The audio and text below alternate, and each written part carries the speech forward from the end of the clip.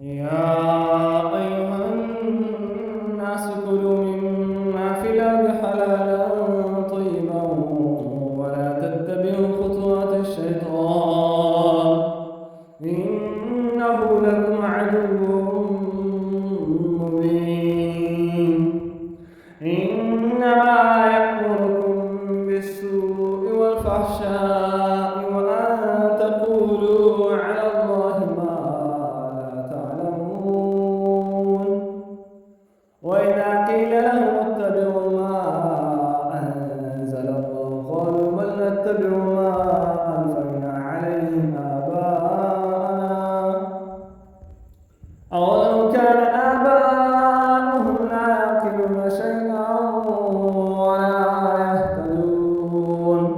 ومثل الذين كفروا كمثل الذي ينعق بما لا يسمع إلا دعاء ونداء صم بكم عمي فهم لا يعقلون يا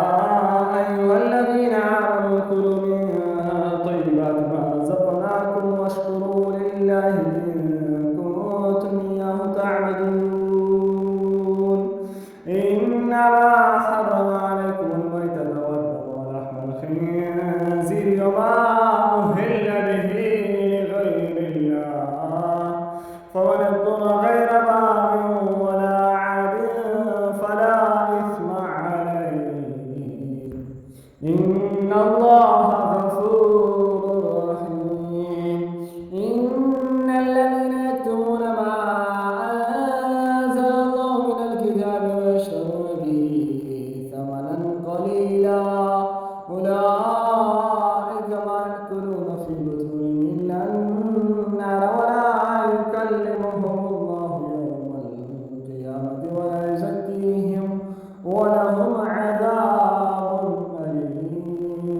أولئك الذين اشتروا الضلالة بالهدى